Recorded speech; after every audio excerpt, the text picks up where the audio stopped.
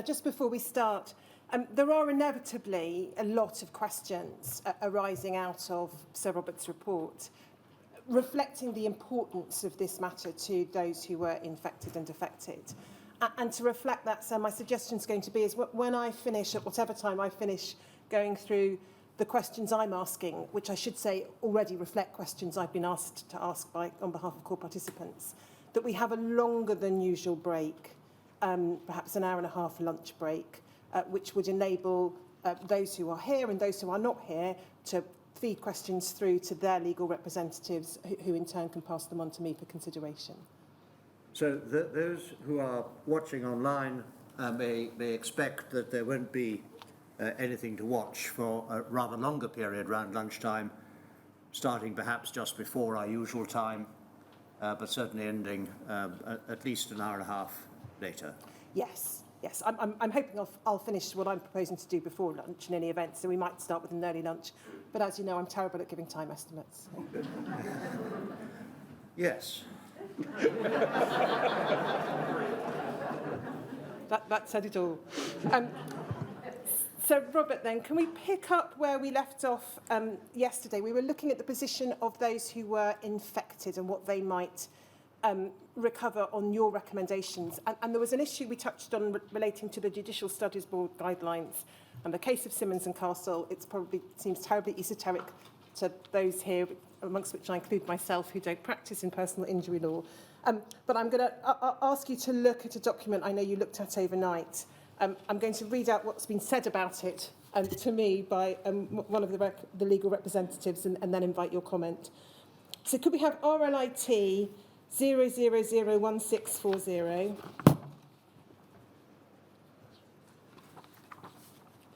Guidelines for the assessment of general damages in personal injury cases. And if we go over the page, we can see this is the document we were referring to yesterday, so the Judicial College's guidelines.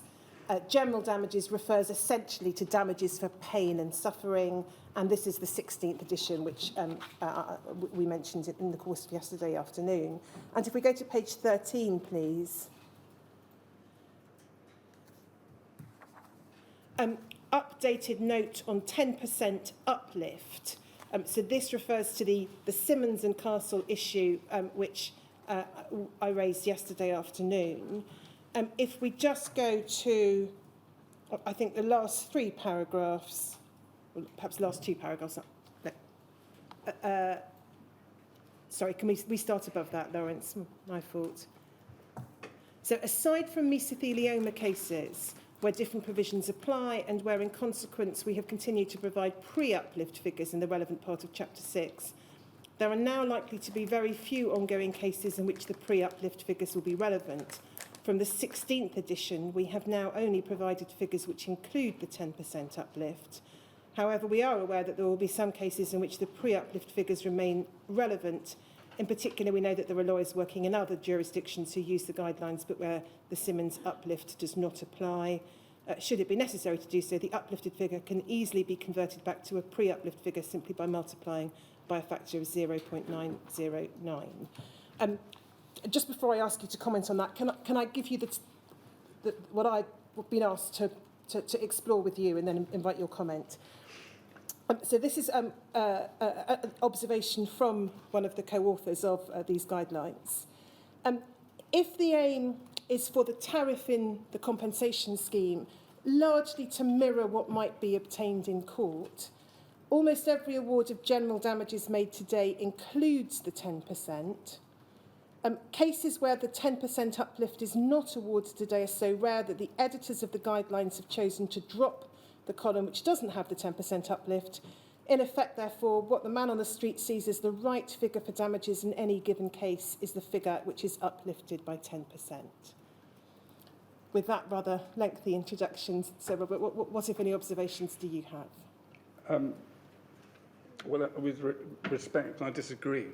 And I disagree to this extent that the purpose of my recommendations is to reflect the compensation someone might get for their injury. The 10% uplift is designed in these guidelines is intended to reflect an obligation to pay fees out of those damages to lawyers. That in relation to a compensation scheme is perhaps an area we've yet to come to, and maybe you'll be asking me about, but it's the actual damages, the compensation, in my view, should be completely different from any consideration as to when, if at all, fees should be paid to a lawyer. And in any event, the conditional fee agreements, and I don't profess to be an expert in them, do not apply, I would have thought, to a claim for compensation under a compensation scheme. The act under which such agreements are lawful relates only to claims in court. Can I ask a few questions, just really, because I think I know the answers, may be wrong, of course, but it's because those who are listening will not be personal injury lawyers with a long history of having had litigation under various different schemes. Is the position this, that from the 1990s onward, the courts in particular have become increasingly concerned about the cost of going to law? And you're nodding. Yeah, I'm sorry, yes, they have, and indeed, as have the government, bearing in mind that many damages cases involve the payment of public funds. Legal aid ceased to be generally available for personal injury cases in the mid-1990s, yes. And was therefore had to be replaced by some method of funding personal injury claims, Yes. which in America is done by the lawyer taking a cut of the damages, but in this country it was thought that the principle should be that compensation should be 100%, so the person who was entitled to it should get everything, every penny that they were seeking. Is that correct? That is correct, sir.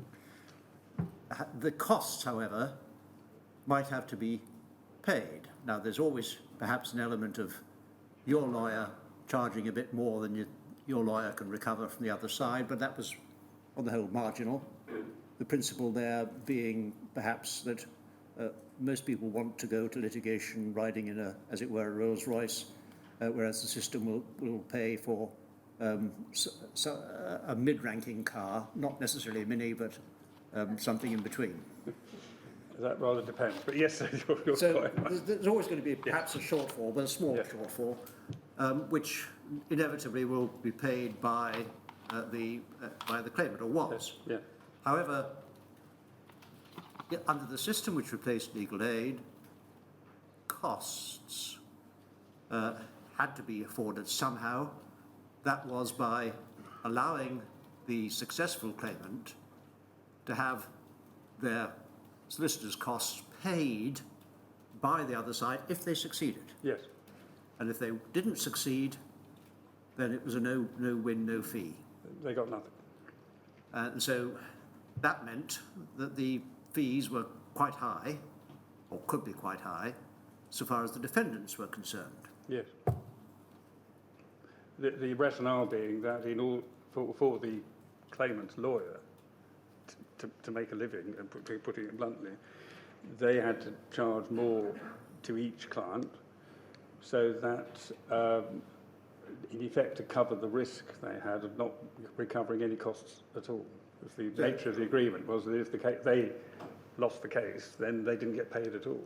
So in a case where the prospects were roughly 50-50, the costs would be double. Yes. And that would be recovered by the successful lawyer when they were successful, and forfeited when they weren't. Yes.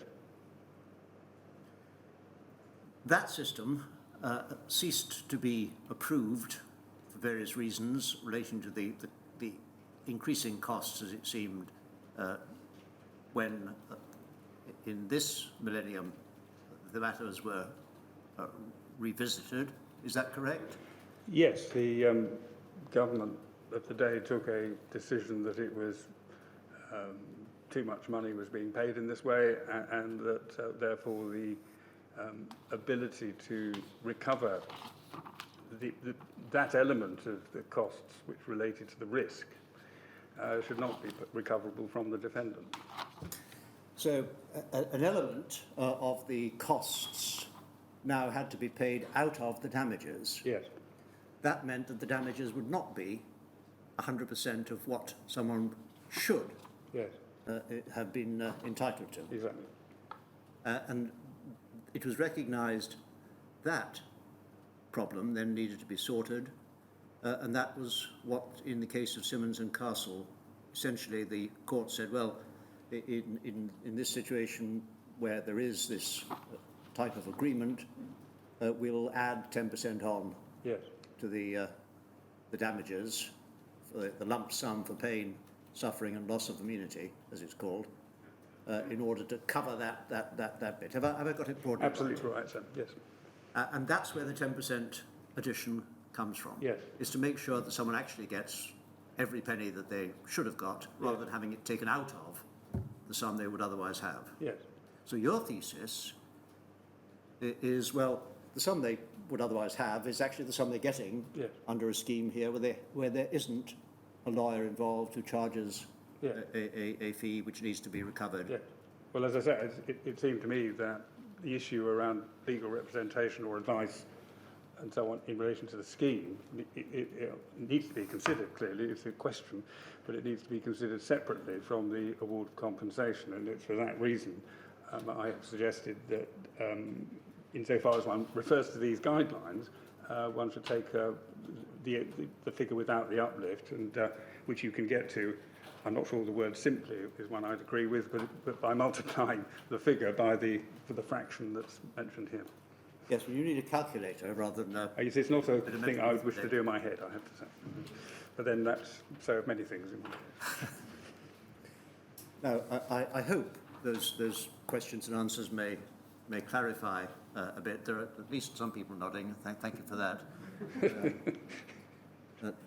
But it may be that there are further questions which have not been asked, which need to be asked, and they can be asked later on. Exactly. I'm going to leave that point there for now, and we can pick it up in due course if required.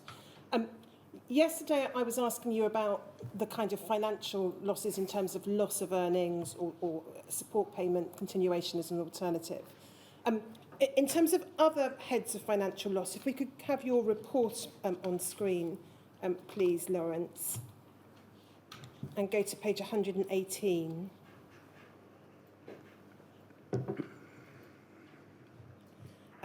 The second heading there is other possible heads of financial loss. You explain that in conventional litigation, claims can be made for any additional loss incurred as a result of the injury, and then you set out some examples which had been mentioned by those who'd made submissions to you: equipment, transport, holidays, insurance, medical treatment not available on NHS, counselling, accommodation, special dietary requirements. And then you say at 9.103, it would be possible for the scheme to allow for claims under these and indeed any head of claim where the applicant can show they've incurred a loss. I've already proposed that there would be a standard annual sum added to the support payment to cover this type of expense. It would be preferable to adopt a broad approach like that wherever possible. I suggest that the scheme allows for discretionary awards to be made for additional expenses where the applicant can show that they are significantly in excess of the standard annual payment. The discretion should not generally be used in respect of goods and services available free of charge either through the scheme or a state agency. And the reference to a standard annual sum, if we go back to the bottom of page 115, you say in paragraph 9.88 that unless that's the regular payments made by the scheme, the current schemes, already exceed this figure, and some do, the regular guaranteed annual payments under the support scheme should be brought to a level where it equates to a total of the following. And the first point deals with your suggested increase in the regular support payments. The second is a tax-free sum in recognition of additional financial losses caused by the diagnosis of HIV or HCV, for example, increased or hard-to-get insurance cover, convenient medical treatment, additional transport costs, etc., of, say, £10,000. So if we go back to page 118, forward to page 118 again,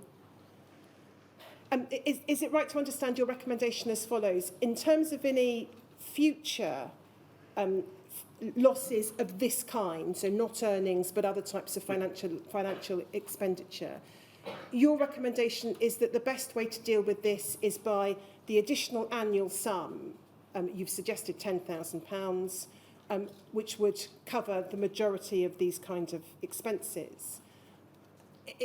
The benefit of that, presumably, in part, is it avoids both the individual having to make detailed claims potentially on an ongoing basis, and it avoids the scheme having to adjudicate upon those kind of detailed claims. Absolutely.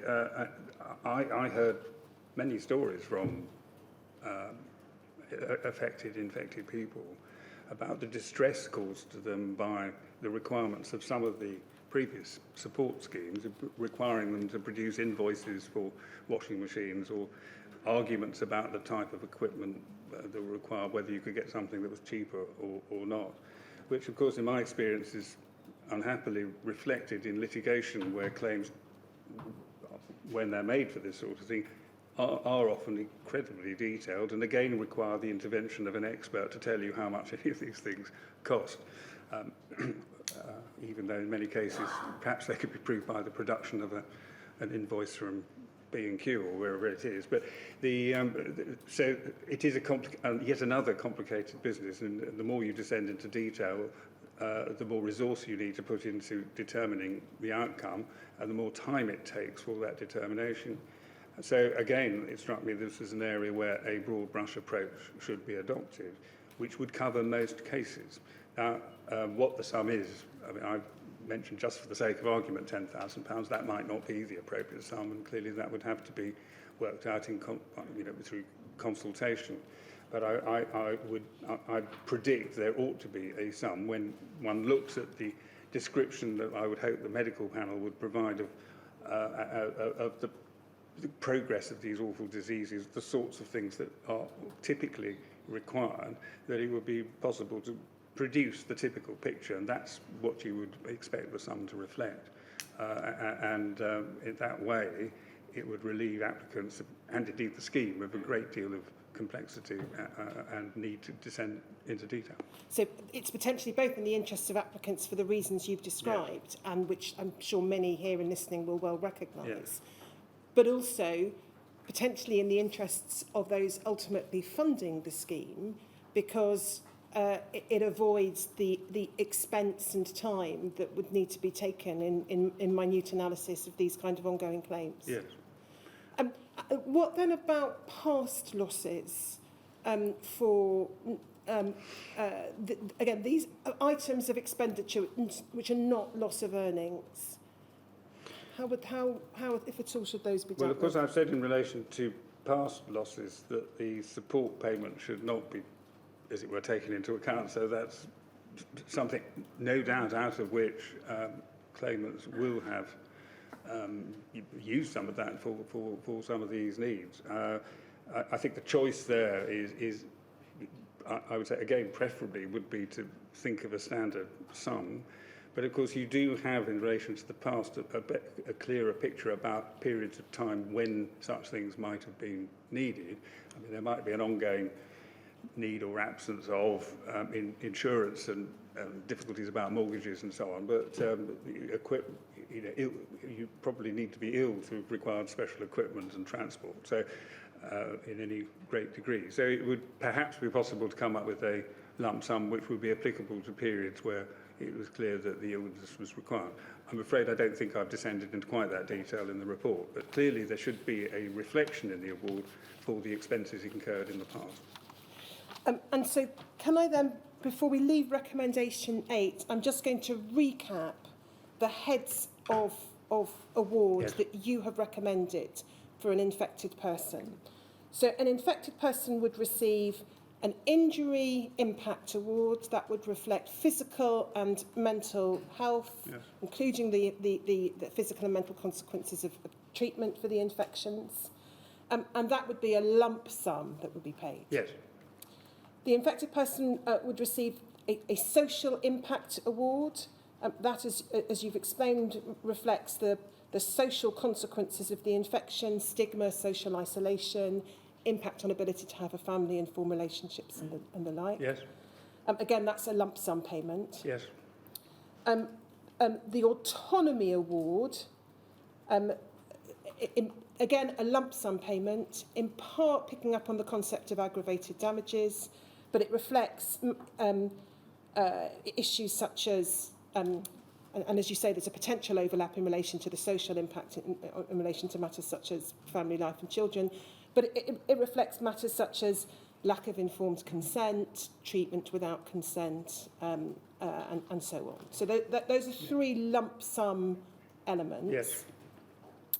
There is then, an affected person could claim a care award, and that could be both in respect of past care, which would be received as a lump sum, however calculated, and then future care, which could be received either as a lump sum or as a periodical payment. Is that Yes, right? and I think one thing we've not mentioned, although it's in the report, is that that sum, excuse me, as it's intended to reflect the care provided on an unremunerated Yes. basis by a relative or a close friend, would be held on trust if it was claimed by the infected applicant for those people, which is what happens in litigation.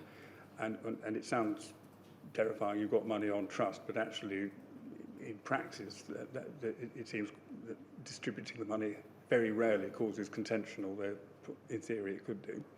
And we'll come back to the interrelationship between that and what an affected person Yes. might claim in shortly.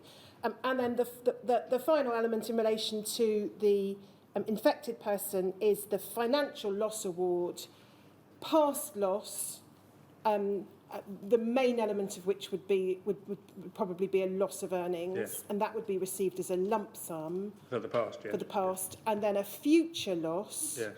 which again could be by way of lump sum or could be by way of periodical payments. But there, one of the key points is the continuation of the support payments.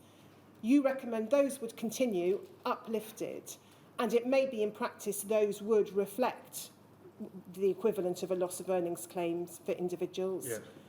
But those who might be able to show a greater future loss of earnings could elect to pursue that by way of an additional claim. Yes. Can we then turn to recommendation 9, the claims that could be made by an affected person.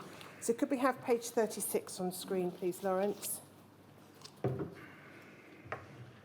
We've got the recommendations set out there, and there are, I think, 6 components to it.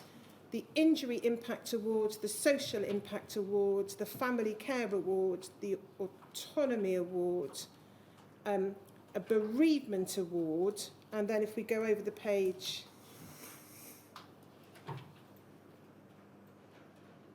I think we have a double E there, so this should probably read F, a Bereavement Financial Loss Award. Now, I want to approach this in stages, so I'm going to ask first about the claims that could, on your recommendations, be made by an affected person, typically, where the infected person is still alive. Yes.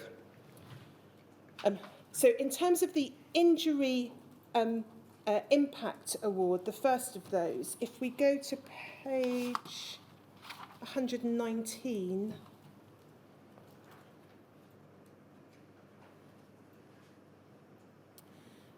we can see this in paragraphs 9106 and 9107. The Injury Impact Award, you say, would be assessed in accordance with the same principles as you've suggested should be applied to the impact awards for the infected, but with necessary differences. Clearly, injury and distress of a different origin depend more on a relationship with the infected person rather than the effects of the disease itself. While I've mentioned physical injuries, the much more likely injury is a mental one, and indeed a psychological one, which may not result from a recognised psychiatric illness. However, it's not unreasonable when setting a general range of awards to relate them to the severity of the suffering of the relevant infected person, I suggest that the approach taken should be for the assessors to consider the nature of the injury, if any, the distress, anxiety and impact caused by the applicant's experience of witnessing the effects of the infection by reference to the guidelines and comparables already referred to, and identify by that process an appropriate figure. However, the maximum payable should be the sum that the infected person either has been awarded or would have been awarded if they'd made a claim. Now, in terms of the injury impact award that the affected person could claim, if they had suffered physical health consequences as a result of their caring obligations, or because of, or it could be exacerbation of existing physical health problems because of the witnessing the impact upon their loved one who is infected, you would envisage that would be captured in this injury impact award? Yes, as I say there, it's a little difficult to envisage what range of physical injury would typically be caused in this way, and as you say, it might well be through a caring obligation and a physical injury. And I have to say that is an area which would be an extension on what would generally be recoverable at common law. Yes. And intentionally so. But I've heard, frankly, I heard very little, if anything, about physical injuries caused. I heard a lot about mental distress and mental illness caused by the experience of these events. And again, importantly, and this may also, I think, be an extension of the common law, you are envisaging, in terms of mental or psychological consequences, that there would be an award for that, even if there is not a recognised psychiatric illness.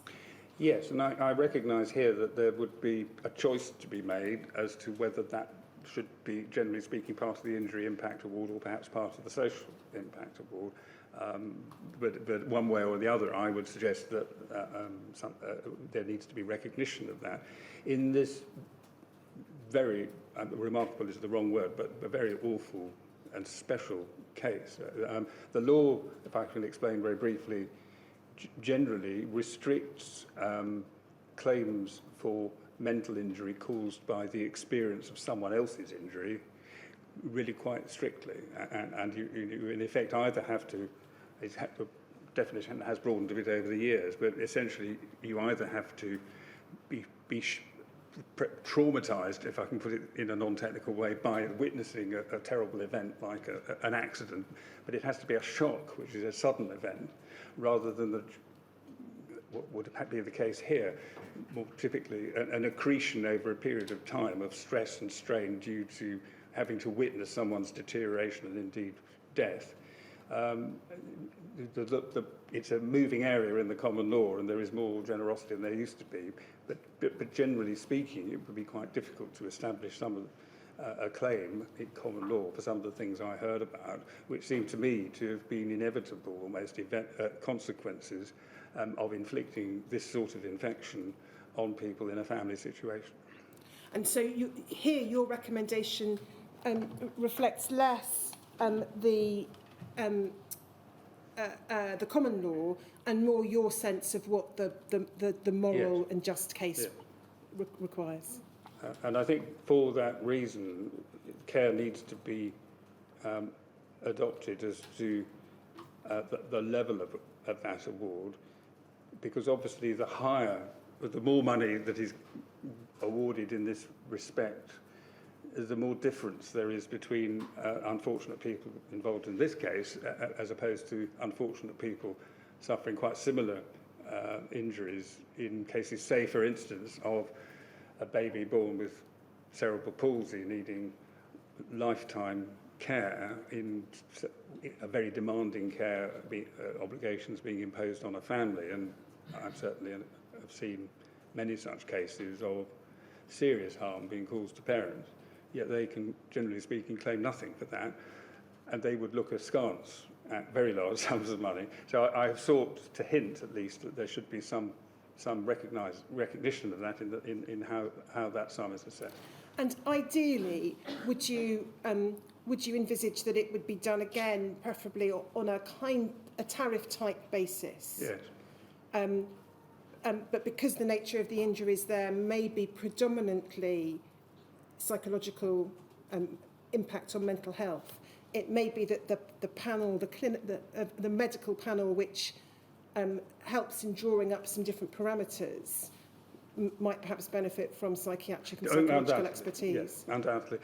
But I think in addition to that, admittedly this is a subjective view, but I was an independent reviewer entitled to a view, but it seemed to me there needed to be, it would make sense for there to be a relationship between the sort of sums that were awarded and the degree of severity of the injury suffered by the infected person, because it instinctively felt to me that if the affected person was getting some significantly more than the infected person, that wouldn't look the right way round. So, and that I doubt you'd get a psychiatrist to back that up, because I'm sure there can be disproportionate reactions to small, to relatively minor, and I no one thinks I'm disrespecting these. I'm looking at it in a comparative way. To a minor infection, I would just feel that looking at the proportionality across the piece, including those who have no such claim, that we need to be careful how much is awarded in this way. So that's the first element of claim for the affected individual. The second is the social impact award. Yes. And again, it's a similar approach to and similar thinking to the social impact award in relation to Absolutely. the infected person. But again, you're suggesting there should be a reflection in the sense that you don't give more, and I think your suggestion is probably it should be no more than half of the award that would be given to the infected person. And again, that's a subjective view, and we could discuss that for a long time. But I think for me, the important point here is that, again, this would be an award you would not be able to claim, excuse me, in a civil claim. But it struck me, and I'm sure it strikes many people, that this is a very unusual area in which the stigma of the social isolation affects not only the infected, but probably almost as much the people surrounding them. And you know, and I've seen the accounts demonstrating that. And therefore it seems to be, again, there's a special case for that. But again, because it's not something you can recover generally, there needs to be a sense of proportion about it. Can we just have the full page on screen then? The next item here is Family Care Award. But before we look at that, the recommendation 9, included an autonomy award for the affected. Which but doesn't not appear here. in this list. And I think that's an omission. And I think what should have been there is a heading which basically referred back to what I said about the autonomy award previously. And obviously, if you're seeking to capture the interference with family and private life through the autonomy award, that may be something that has been very intimately felt by family members. Again, in terms of well, you take the parents who would probably have given the consent for treatment of their children, who would be feel directly responsible, quite wrongly, obviously, but understandably, for what has happened. And so that is a direct interference in their family life. And I'm no expert in it, but at least arguably there might be a human rights claim arising out of that. And the disruption to family life is something which, in my view, justifies compensation, difficult though it is to evaluate how much you should give for that. Now, the Family Care Award, you deal with at paragraph 9.110, where a care award has not been made to the infected person, eligible affected persons as defined, should be able to claim directly for care they provided free of charge to the infected person in the past. They should not be entitled to an award for future care, as the arrangements for this have to be in the hands of the infected person. So this is an alternative to, in terms of past care, an alternative to the care claim being made by the eligible infected person. If that's not done, the eligible affected person can claim for a degree of compensation for the cost of the care they provided in the past. It's a bit of a belt and braces provision, because one would envisage that in most cases the applicant, that the infected person's claim would include this. But I've seen enough cases in personal injury to know that families get estranged. Not everyone is immediately thought of, and sometimes people appear who have actually given a lot of care who may no longer be part of the family and but haven't been considered. It's that sort of situation I would envisage a separate claim being made. Might it also, in the case of where the infected person has died, it may be more straightforward for the affected person to bring to make the family care award rather than have to add it to a claim that might be made by the estate? Yes, although in terms of administration of the scheme, clearly it would be better and less complex if care claims were be assessed in the round, because clearly they interrelate and are interdependent on each other.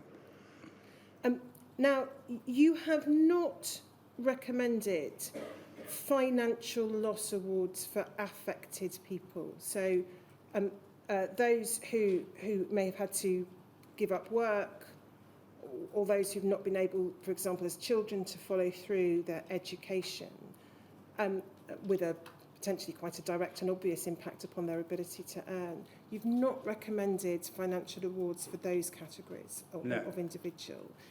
Why is that?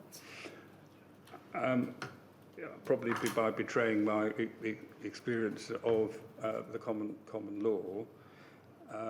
Care claims there are always measured by the cost, cost of what the care would be if you bought it, basically, and where loss of earnings, on the whole, I think this is still the case, cannot be claimed where those exceed that cost.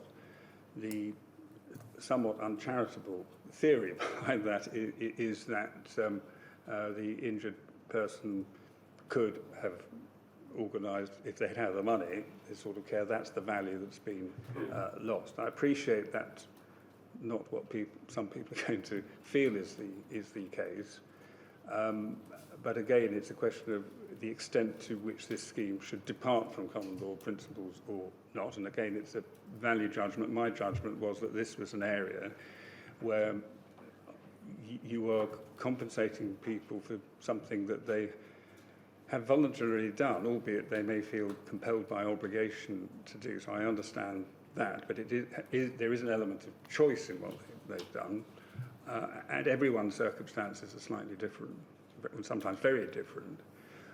And for instance, if you had a case where, and you may have cases where a highly remunerated person gives up that job in order to care for their relative, the question might be asked, kindly I hope, well, why didn't you could have afforded to pay for someone to come in to replace, you didn't have to lose that sum of money. That's the sort of issue one would hope to avoid by not seeking to assess loss of earnings claims in this field. Can I perhaps raise an issue that might be said to explain why in that context that kind of question, as you say, are posed in common law damages claims might not be so apt here. If one is thinking back to the 1980s and the 1990s in particular, and HIV, and the stigma, the fear, the social isolation, there may have been in reality no alternative for those family members in terms of care. They would not have been able to find people who would be willing to care because of the prejudice, the discrimination, the stigma. That might be, would you accept, a reason for taking a different approach in these cases? Well, it might be, but that would probably apply to many other diseases. If you go back that far, I'm afraid I would remember that having a disabled baby carried stigma, and there wasn't necessarily a willingness to undertake those tasks. You could say there was a shortage of carers. There probably was and probably is today of people who are prepared to be paid to do these jobs. We know that is the case. Again, it's a question of where you draw a line, both in common law, where it's called remoteness, how remote is the claim that's being made from the injury. And I think what influences that to some extent is partly a sort of policy issue. We've got to have a limit on how much is by way of damage is had generally, but it's actually partly on the fact the further away you get from the direct needs of the individual infected person, the more random are the circumstances that surround what actually happened. And it's remote in the sense that it's, in legal terms, is thought to be not reasonably foreseeable, all these different circumstances, and it's sort of unfair to ask the tortfeasor, the person who's been negligent, to pay in this random way. So that's a policy decision that the law takes in relation to those, and it seems to me that it would probably be wrong for a compensation scheme like this to take a different approach. But again, I absolutely accept that a different view could be taken. So I don't want to put words into your mouth, but is this a fair way to look at it? Your recommendation in this respect, or the absence of a recommendation of the ability to bring a financial losses claim for the affected, reflects the approach taken in common law damages claims and the policy considerations which underpin that. On the other hand, you can also see the case that can be made on moral and fairness grounds. I can. I have to say, if such claims were to be allowed, I could foresee a case also being made for that to be scrutinised with some degree of care to deal with the issues around choice, what was available, and so on, some of which could end up being quite distressing, and it would not be, I think, very helpful for many families for there to be an investigation into, well, Mrs. Bloggs gave up a highly paid job in the city in order to care for the infected person. Why didn't you choose Auntie Mabel, who was sitting at home not doing very much? And all of which would be highly offensive to people. But I would foresee that if there was to be that sort of award, there might need to be some inquiry into how reasonable the actions were which led to that loss.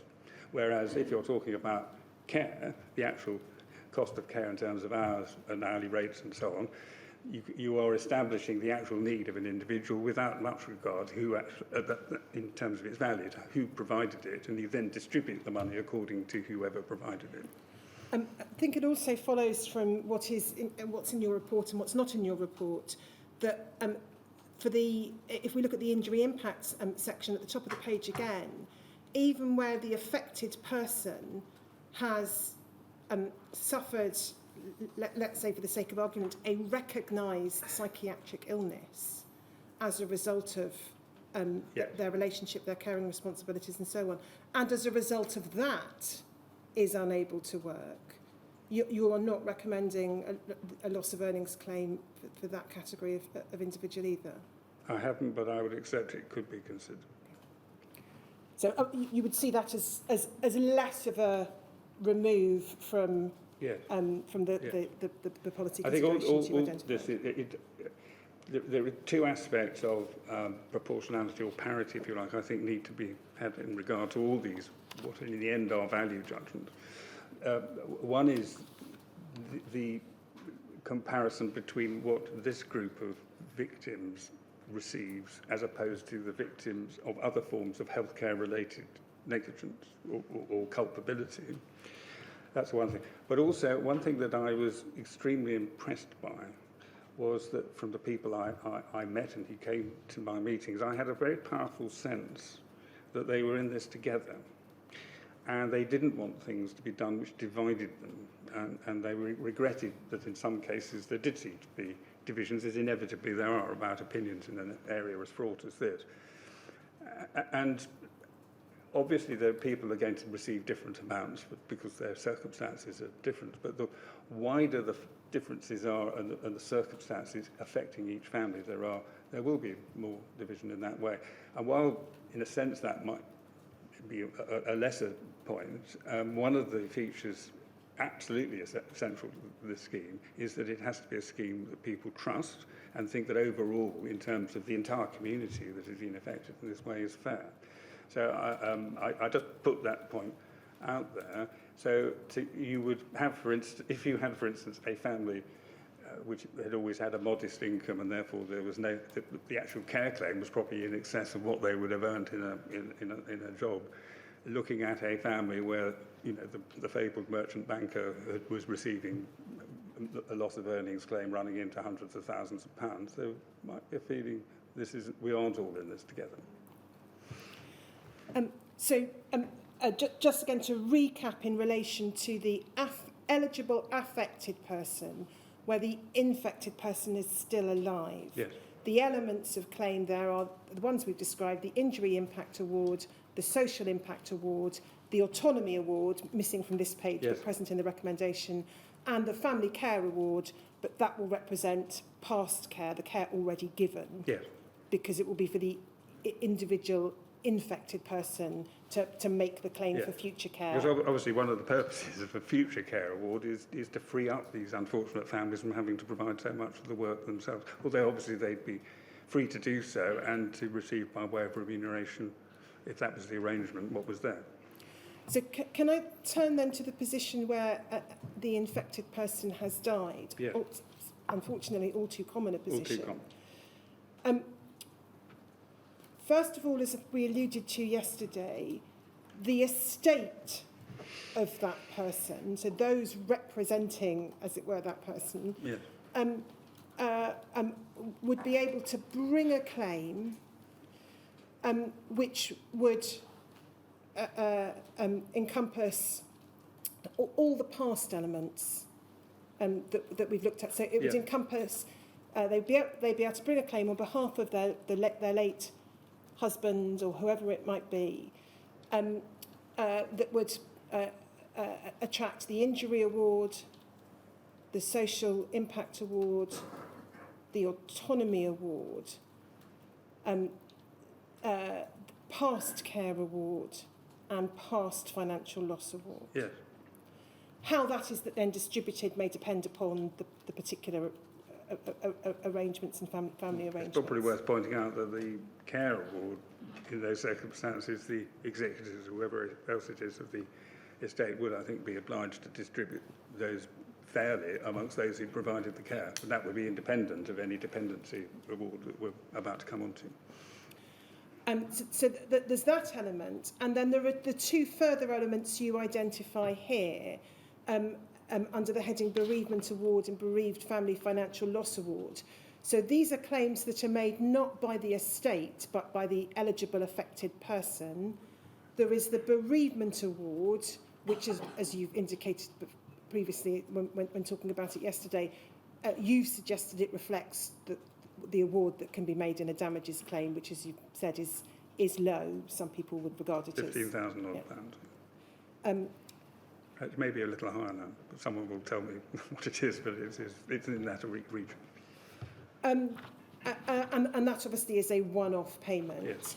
And then if we go to the top of the next page, the Bereaved Family Financial Loss Award, and you say this should be calculated as would a loss of dependency claim under the Fatal Accidents Act as described above. The claim would have to be brought by this claim would have to be brought by the personal representatives of the deceased infected person. Now, again, for the benefit of those who will not be familiar necessarily with the concept of dependency claims under the Fatal Accidents Act, can you just describe in a few sentences how that works? Well, I've attempted to do so elsewhere in the report, but it essentially, it is a claim made, if we take, for instance, the children of a deceased person who would have expected, had their deceased parent lived to have received benefits from them, which could financial benefits. So they're as children, they would have been maintained, their food would have been bought, accommodation provided, and so on. And as adults, they might have had a dependency because they might have been given money to help with their education again. They might have been given money to help with their family and so on. They are quite specific in terms of claims. There are formulae which are, generally speaking, used in personal injury claims to work these things out. What you take off a person's resources out of which they might be supporting dependents would be what they would have spent on themselves for obvious reasons. And what the rest you then divvy up, as it were, between the various dependents, if I can put it as crudely as that. So it's a figure, and it's invariably awarded as a lump sum, which reflects the amount of money, in money terms, the value that a deceased person, but for their death, would have provided to people dependent on them, which are usually children, but of course can involve adults. And of course, if you have an adult who is has special needs, for instance, one sort or the other, the dependency claim might be higher. But it is governed by the amount of resource that the deceased person would have had they lived. So it's a matter of starting with what would their earnings have been, and then you take off that what they would have spent on themselves, and you would include in that if a deceased person provided services to a member of the family, gardening, parental care, and so on. That can be evaluated as well. But there are fairly established, or very established, principles by which such claims are calculated. And it struck me that the easier thing to do, rather than me trying to reinvent the wheel, would be to use those methodologies here. Now, there are categories of affected people who, under the current support schemes, receive regular support payments, widows, widowers, support payments reflecting. I think this is right for the English figures. Again, someone can correct me, please, in the break if I'm wrong. For the first year, 100% of the support payment that the infected person would have got, and thereafter, I think it's 75%. Yeah. Consistent with your general recommendation that no one should be worse off, consistent with your general recommendation that the support payment should continue, would it follow that should continue, and that therefore those who are in that position might have a choice? They could continue to receive those support payments, or they could bring a dependency claim, but they're likely only to want to bring a dependency claim in terms of the future if they're going to recover more than the support payments. I think my answer is yes. There's quite a lot wrapped up in that question, yes, if I may say so. But I would certainly agree that the existing support payment should continue in any event. But I would say, in line with what I've said about infected persons, that should be taken into account, as it were, credited against the dependency. And in many cases, it could well exceed the dependency.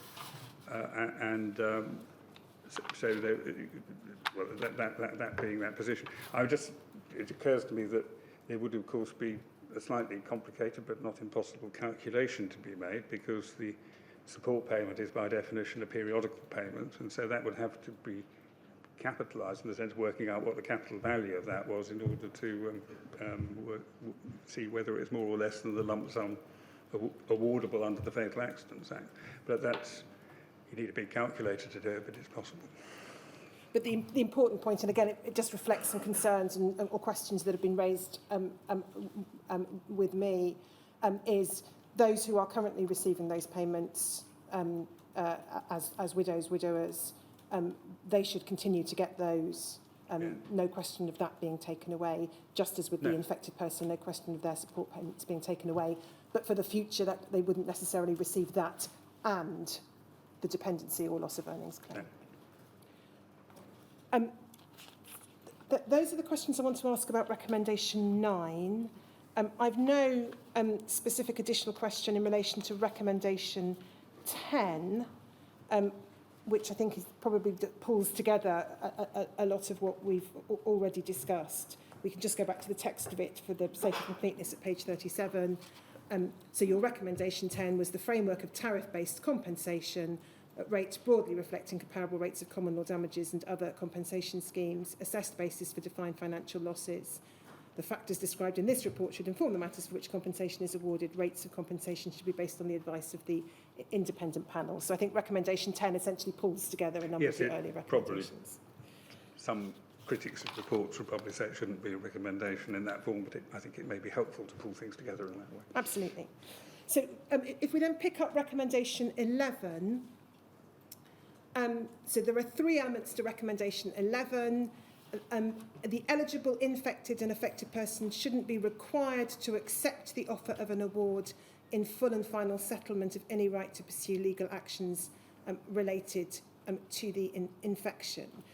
So they shouldn't be required to sign a waiver, essentially, or undertaking not to sue. I make that recommendation because many, well not many, but there are certainly a number of people who would told me of the distress caused to them, and indeed what they saw as an interference with their choice and their autonomy, at having to, feeling they had to make such a waiver in order to receive what were in reality relatively small sums in settlement, and it seemed to me that should not be the case here.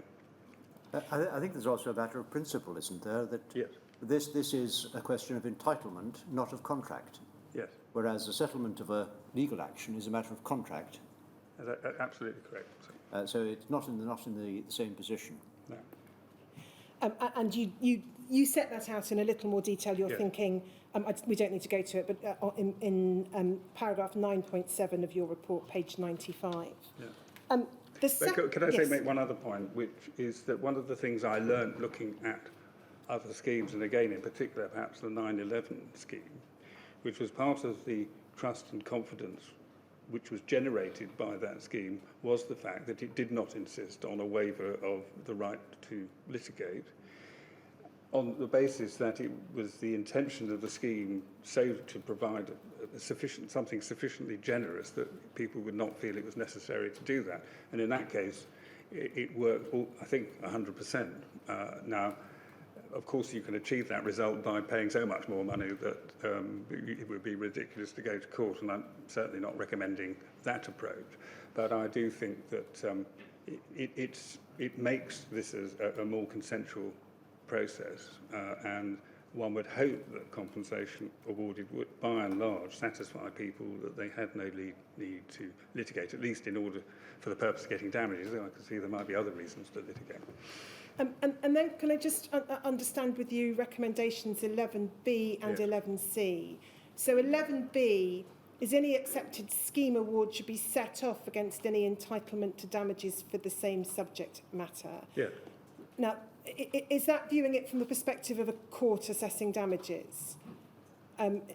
Yes, well, it would, I mean, clearly it would, what I am saying is that should, having received a compensation award, an applicant proceed with litigation in which damages were claimed for the same subject matter, and, for instance, a personal injury which was identical to the personal injury included in the impact award,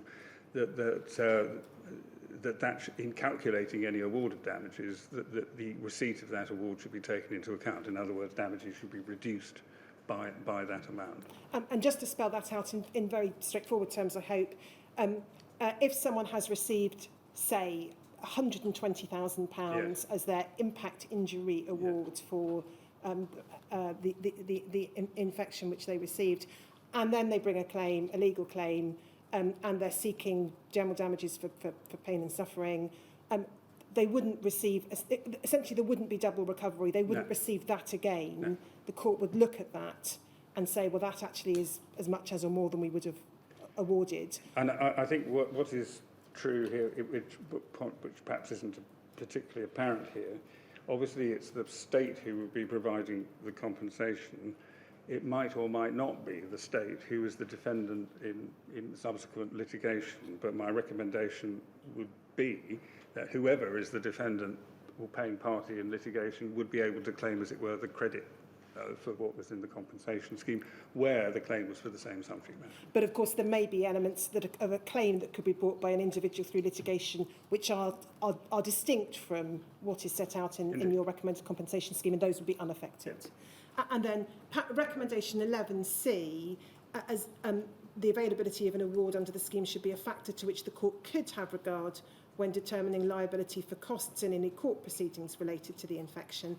Again, just to try and unpick and understand that, if a person chose not to make an application to the compensation scheme but to litigate, it is, and thereby incur legal costs, is the suggestion that the court could but wouldn't have to say, well, you're not going to get all your costs because you could have got the same from making an application under the compensation scheme. It's already a feature of how courts award legal costs, that the court will take into account, or can take into account, the conduct of the claimant, and indeed the defendant for that matter, but here what's relevant is the claimant, in the lead up to the proceedings. And therefore it seemed to me that in those circumstances, say a claimant had decided not to go for an award of compensation at all, but just for damages, the court might want to look at it. It wouldn't have to decide it adversely to the claimant, but it would want to be able to look in justice at whether a claim could more conveniently have been made under the scheme. But also someone who has got an award under the scheme who then proceeds anyway to litigate. If, for instance, they, quotes, won their litigation, but the difference, the excess, as it were, in terms of damages was really small, the court might want to look at whether it was proportionate behaviour to bring the litigation at all. So the idea of this is, in general, and it's not just in this respect, the costs regime is designed to make people think twice, and preferably a lot more than twice, before litigating in any event, but particularly in these sort of circumstances. So the recommendation 11C only arises in the event that somebody goes to court, and essentially it's there to reflect that which the court can do anyway in assessing costs. Yes, but it removes any uncertainty as to whether that is the case. Recommendation 12 related to the issue of final awards rather than provisional, and then the second element is the choice between lump sum or periodical payments in relation to future loss. We addressed that yesterday. I'm not going to ask you about that further, although it may be that core participants and their legal representatives may want me to return to it, but I'm not proposing to for current purposes. Well, can I ask a question then, arising out of that? It's in relation to those who suffer from the infection of hepatitis C, who have not yet and may never develop cirrhosis. If their condition deteriorates to such an extent that they do develop cirrhosis, then it becomes a different magnitude of disease, arguably. Would it not be open, or it would be open in the common law courts to say, well, you've got hepatitis C at the moment, you are receiving treatment which appears to be effective, but you did have hepatitis C for some long time. I can see there is a chance that you might develop cirrhosis, but we pay you on the basis that you don't develop cirrhosis, but allow you to come back for a top-up payment, or rather more than a top-up payment, if you do. That's what we would call provisional damages in the courts.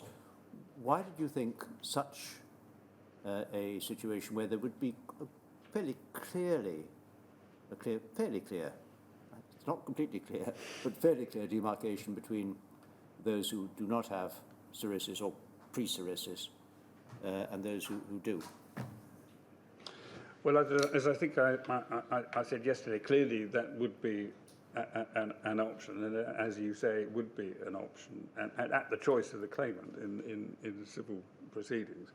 I was impressed, perhaps more, not everyone will agree, with the need being expressed to me for finality, and I bear in mind that if you take the case you mentioned, it would be what would happen if you asked for a final award at the pre-cirrhosis stage would be that there'd be an assessment made of the risk of getting cirrhosis, and the damages would be, or the award would take into account whatever that risk was. And I'm assuming that the risk could be in some way quantified and allow that to happen, which would mean some people, or it could be done on the basis of probabilities as well. So that you could say, well, someone is probably going to get cirrhosis, don't quite know when, but it might happen. Or you could do it on the basis of the percentage risk of it happening. Both approaches, I suspect, could be possible on the basis of what I've seen in the descriptions of hepatitis C. I was impressed by the fact that so many people spoke to me about wanting their affairs settled, and therefore a final award would be the way to do that. If you have the provisional award system, as you say, you would make an initial award which would assume the best, in effect, that the cirrhosis, what would develop from that, would not happen. And you would then allow, in defined circumstances, a second claim to be made should the unwanted occur. What I would foresee, I won't say this is impossible to solve, but the circumstances aren't always as clear-cut as that. And you have the issue then, if you've got cirrhosis, are you going to progress to liver failure? Are you going to progress to cancer? And how many times is a person able to have provisional awards dealing with the next stage of a disease? And with other areas, do you allow provisional award for the quite variable effects of the treatment given for a disease and so on? A number of potential disputes you could have, I'm afraid, in relation to what would be suitable for a provisional award and what wouldn't be, could occupy a great deal of time, both of applicants and the scheme. And again, it's an area where, as I said, it's a value judgment to be made. I felt that it would be better for everyone to have a one-off payment, and perhaps realistically with a generous, perhaps over-pessimistic view being made of their prospects in future. That was my reasoning. It either appeals or it doesn't. As a matter of principle, one may ask who is best placed to decide that it should be final. Obviously, the scheme designer, but leave that aside for the moment. You've said that what has influenced you in this has been the demand, as you've heard it, for finality, and those who've spoken to you. That's the demand from the infected and affected. Yes, and I appreciate that it may not be the unanimous view, obviously. Well, if it's not unanimous, then those who wish finality would have it. Those under a provisional type, the scheme which permitted a provisional award, they don't have to have it. They would have a final award. And those who wanted against the later prospects could have the security, if you like, of the additional insurance policy. The other aspect, of course, to finality is the paymaster. And I can see attraction. I don't altogether know what the paymaster here might say. I can imagine that there may be two reactions. One is, well, having a provisional award means we pay less now, we pay some later, and the scheme is going to be front-loaded, so that it's a way of making some of the payments later. Or they may simply say, well, we prefer a final scheme, we know exactly where we are. Yeah. But that's a matter for submissions to me in due course. Yes, and obviously I know more about what the view of the paymaster would be about that than you. But I think what worries me about allowing provisional awards is the potential multiplicity of circumstance in which, in theory, such a provisional award could be made, and almost every single case involves the prospect of changes in people's condition, and as opposed to a situation where if you have a final award, the scheme itself, I mean, this is maybe a paymaster point rather than but I have to look at both. The scheme itself may never close until everyone, including the eligible affected, are no longer with us, and that could mean the scheme lasting a very long time indeed. The resource involved in reassessment in relation to deterioration would be considerable. Individuals would be continually feel, at least they were under surveillance, having to maintain records, have intrusion into their lives, in terms of subjectively in relation to whether they have deteriorated sufficiently to get another payment, and so on. It introduces a great deal of uncertainty into people's lives in a way which the impression I had was people didn't want. But it is possible, but were it to happen, I would firmly urge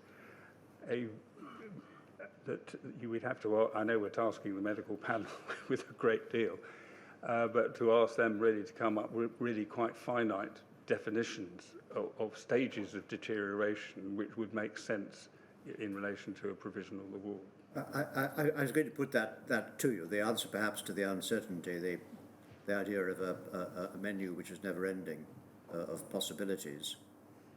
That's potentially met by saying there are these circumstances in which you could, if you wished, claim a provisional award, and set out a limited number of circumstances, such as the example I put to you, somebody who has what is defined as cirrhosis on whatever appropriate test is adopted, or for that matter, in medical opinion of their treating doctor, requires a liver to be put on the liver transplant list. And it may be those who have had a transplant. So there are three possibilities there. Of course that can be done, but I can then envisage a case where someone isn't in those circumstances at all, but for some maybe extraneous reason, suddenly their care needs are dramatically different to what they were before. And if we've got these definitions, that they wouldn't necessarily qualify for going back to court for another, to the scheme for another slice of the care award. And they might feel they were being treated unfairly, where they couldn't do it, but someone who'd got some more defined issue could. That would worry me. So the question is the advantages. The question of principle is the advantages and disadvantages of extending choice in this area. Yes. And of course I recognise what could be done in theory in civil proceedings. I understand that, and then draw the distinction that we are talking about a scheme, and in relation to, I'm not saying the paymaster should be given credit for the fact it's voluntary, because there's a lot of history behind that which is unfortunate. But I do think that there are potential advantages on both sides here for finality, but some others might feel that those are outweighed by the justice of being more precise, which is what a provisional award does, being more precise about the difference between awards. That's all I think I can say on the subject. Sir, it's just gone 11:15, so yes. We should probably take our break. Until 11:45 in that case. 11:45.